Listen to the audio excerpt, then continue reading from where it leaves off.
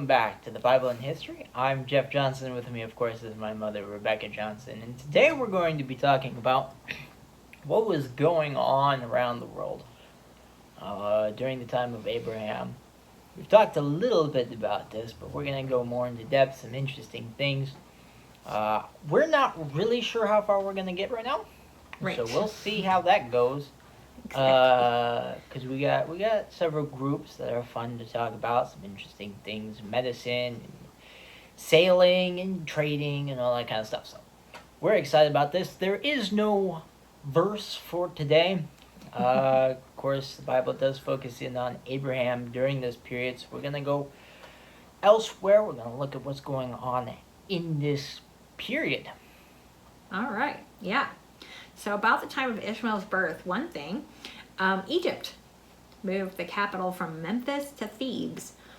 And Egyptian history could be a wonderful Alice in Wonderland dark hole that we could fall into forever. So we're just going to move on from that today because I want to talk about some of the other groups and not get stuck in Egypt, which is so fascinating. In southern Africa, not necessarily South Africa as we think of it today, but in the southern tips of Africa, the southern horn there, it was inhabited by a group called the Khoisan. Yeah. This group was actually two separate family groups, but they were very similar in a lot of cultural practices, very highly intelligent. Interestingly enough, these people were known to be able to cure a multitude of diseases using plants.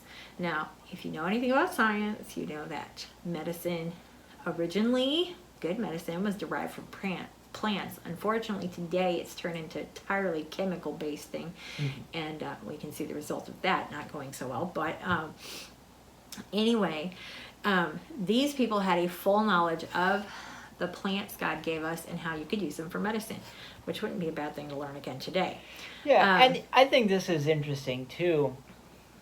So quickly after the flood, we have a ton of plant-based medicine, very effective and all this kind of stuff. But I like looking at God's provision. Yes. God originally made us perfect, and we didn't have to deal with sin or with diseases and whatnot. But sin came, diseases came, and God provided a way for us to deal with those in the plants. We don't have to use. It doesn't have to be super complicated to cure things, to take care of ourselves and all this kind of stuff. God provided what we needed very accessibly to everyone worldwide, and they went medicinally with the plants and all that kind of stuff pretty far, and I just love seeing that, how God has given us that. Absolutely. God always provides for us, so we don't have to worry. And it sure wouldn't be a bad thing if we went back to learning a little bit from nature and getting back to, I'm not against medicine per se, modern medicine, but I think that it's not as God-based as it should be. Yeah, and I think if we went back to the plants, you watch all these medicine commercials and you got the list that's 5 miles long about all the side effects and this may cause death and depression and arthritis, and it's like, I don't want to deal with that to cure a headache. God provided us a way to deal with these things in a far less adverse way. You don't have to deal with depression when dealing with medicine the way God has it. So going back again, medicine has its place and its purposes, but taking a step back and looking at the foundations, I think, wouldn't be a bad idea. No, I agree. So, these people were very interesting. It's also interesting that their language is considered one of the most complex languages in the world. So, they were a highly advanced people group. They were described as short with yellow-brown skin tone. And they had small feet and arms, which is a very interesting thing that they noted about them. I don't know what that had to do with anything, but okay. So again, we're putting this all in the life of Abraham. Abraham and Sarah would have Isaac. Isaac would be born around 1958 BC, and you get that from the Bible dates that are given. And so what else is happening? Well, let's go to the New World, as we would like to call it. Let's come to the Americas. The Olmec people. Their name means rubber people. We don't know exactly where the Olmec necessarily came from. There were pre-Olmec people living in the area as far back as 2500 BC. But it wasn't until between 1600 and 1500 BC that the Olmec group really came to power near modern-day Veracruz, Mexico. Now, here's some interesting things about those pre-Olmec people leading to the Olmec people, and we're going to tie them all in together. This is the same time as in Asia, we're in the Shang dynasty, okay, in China. Now, there is a large group of secular historians. I'm not talking about Christian historians here, guys. This is a secular historian opinion that when the son of the emperor of China was invaded by the Zhao, okay, the son fled to the east with 2,500 people. Professor Mike Hsu, who's the professor of Chinese studies at the University of Oklahoma, he believes that the emperor's son arrived in Mexico and established what would be the pre-Olmec to Olmec people. And it's very likely that the pre-Olmec people were the first people after the Tower of Babel to come into the Central American zone. We can't prove this definitively, but Yeah. here's an interesting thing. We know that the Olmecs are very seafaring people. They had a large trade network reaching up into modern-day Guatemala. They traded in obsidian, jade, gemstones, and stones needed to carve these colossal male headstones.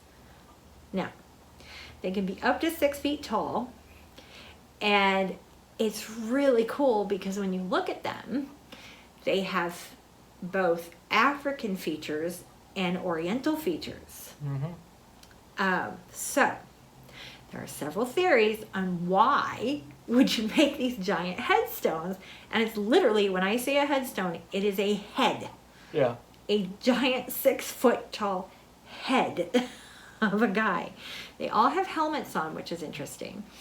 And so the theory is that either A, they are representative of tribes, the helmets differ, okay, that they are maybe leaders, but the other theory is they could actually be like sports superstars because they have found a number of large rubber balls and the ball game that was found throughout Mesoamerica, which is kind of this bizarre mix of soccer and basketball. So yeah, I'd love to see the sport be brought back. Yes, It's it a would be very fascinating. It's a very bizarre mix, but it does go to show, if these people, we see that they had the sport, and if the heads are the images of the players, they apparently had some kind of professional league. Right, exactly. That was known enough, and they had some kind of Hall of Fame, I guess you might call it, for the, whatever sport they call this. And so we see that they've established themselves so much that, like in modern days, people are looking for entertainment to waste time in. Yes. Going back again to the fact that they were very smart, everything was built up very quickly, and just they had games. They had some very interesting sports that they played and used for entertainment purposes. Exactly. Throughout the entire Olmec culture, you can see things that are very distinctly African and very distinctly Chinese that have come together. It's interesting because Dr. de Guerre, who was the director of the genetics program at the National Commission of Nuclear Energy in Mexico, that's a mouthful, discovered that the Lacadones Indians, a remote tribe related to the Mayans, who are also related then to the Olmec. Okay, so to connect all those dots, all right. They actually have markers in their blood that show malaria resistance and sickle cell anemia. Now, while we had malaria throughout the United States, Central and South America, and there is still some malaria in South America today, sickle cell anemia, if you ever want to call a disease racist, sickle cell anemia would be it. Of course, it's only one race, the human race, but sickle cell anemia tends to attack those of darker skin tone of African descent and is not found typically in white people unless white Europeans, unless they have mixed in and married in to those of African descent. It's just a unique illness for them. And so that is really, really interesting, which supports writings that were found in Mali, Africa, that described a voyage sent out by Prince Abubakari II of the Mali Kingdom in 1311 BC. And the writings state he sent 400 ships to discover the outermost limits of the Atlantic Ocean. They were blown off course and made landfall in Central America. Only one ship returned to support their findings because the rest decided they liked it so much they stayed. So, everybody likes the Caribbean. Yes. When you add the fact that the Kingdom of Mali had sent 400, that's a lot of men, ships to search, and they decided to stay in Central America. And then you have the idea that the Chinese have come, which they came along the coast. There's no denying it. They were great sailors, and they've always been great sailors. And they came together into what is Central, South, and the lower half of North America, and formed what would become the pre-Olmec, Olmec, and then later Mayan civilization. Yep. And you can still see some of that ancestry in like Peruvians. If you look at a picture of a Peruvian, they have some pretty Asian features. Like they look semi-Chinese, just with that like darker skin tones. So you can still see that heritage living on in them. Yes, you can. They're absolutely. Yes. Okay, so what did the Olmec people do? How, besides having a trade route and sports, apparently some kind of sport thing, what else did they do? Well, interestingly enough, they had elaborate water and drainage systems, running water. They built pyramids, which we talked about pyramids around the world. Here's one of the places. The largest was in La Venta, and even with erosion, today that pyramid is still 112 feet tall, rising up above the flat earth around it. As far as they can discover, the Olmecs worshipped what they call the jaguar god. There is evidence of infant sacrifice, ritual cutting, although none of it can be proven like definitively, but there's evidence of it, and it would be shocking because it happened all around the world. Yeah. So unfortunately, that was a very common. Sadly. And we see cutting in the Bible. Yeah. Specifically. Yeah. And quite frankly, we're still doing human infant sacrifice. We just wrap it in something called abortion and my body, my choice. So we're still doing infant sacrifice, whether we like worship to admit ourselves it or not. in today's society. Our opinions or our whatever is far more important, and so we're going to let that be. We're going to. Right. Other interesting things. They use 0 as a placeholder. Okay. They used accurate and extensive calendars that marked all the solar eclipses. Expert builders cultivated maize, which is corn, in case you didn't know. Okay, maize is corn. And they had a great trade network. Now, the Olmec people as a people suddenly kind of were gone. There's not a real good answer to what happened. In this day and age, everybody is shouting climate change for everything, even history. So I can't take that I can't take that as like a for sure thing, because so we do know, however, there was volcanic activity that was going on that could have forced them to move in various directions, south and north at the same time. But I would like to point this out. I feel like probably their fate was in the fact that every nation that rejects God will disappear. Yep. Ipso facto, it will happen. When you reject God, when you start doing pagan sacrifices, when you worship false gods, when you become a humanist, your society will ipso facto disappear. And so we've seen that throughout all of history, and we'll get into it more as we go along, but Babylon, Rome, even England, yes, it's still well known today, but it does not have the same kind of empire it used to. No. It trusted God and sent missionaries and had preachers, revivals. And I think there should be a warning to us in the United States. We used to have the hand of God on us, and that we still do, but it is leaving. And we as Christians are the only ones that can stop that. Absolutely. And we need to get out there and do the work of God. Because if not, as much as we hate to say it, the United States will cease to be a powerhouse in the world. And God's hand will go somewhere else. Absolutely. And the United States will be the country that was. Right. And whether we want to admit it or not, it is entirely possible that the United States will cease to exist entirely. Yes. Where's Rome today? Where's Babylon today? Yeah. Where's, there were so many great empires, huge, massive empires, and they're completely gone. Yeah. The Assyrian Empire just... Yeah. There's no trace of it. Split up. So. A lot can happen. A lot can happen in just, a decade even. Right. So we as Christians need to take that as a personal challenge to make sure that America stays great, because it doesn't matter who's president. It doesn't matter who's in charge.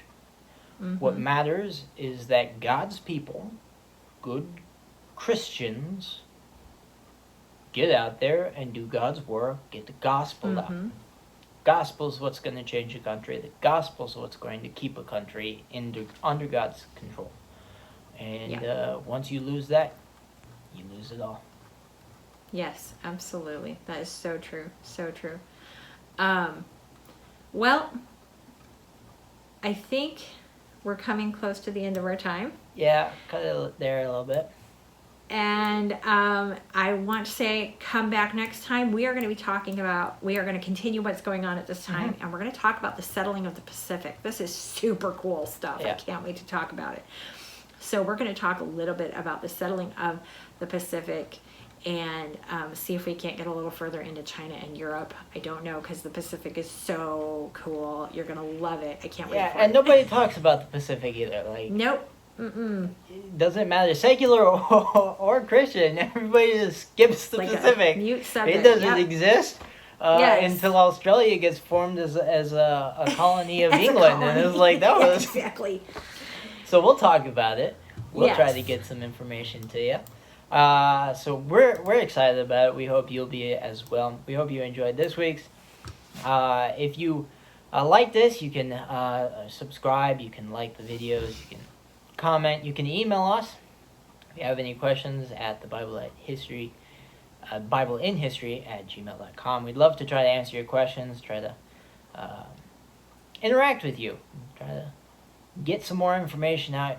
We have a lot more than we can give in the 20 minutes that we have, so we'd love to try to get even more. And so if you have any questions, please ask them. We have the answers, hopefully. I won't promise anything, but we'll have some guesses at least. Join us next week. We'll look forward to seeing you there.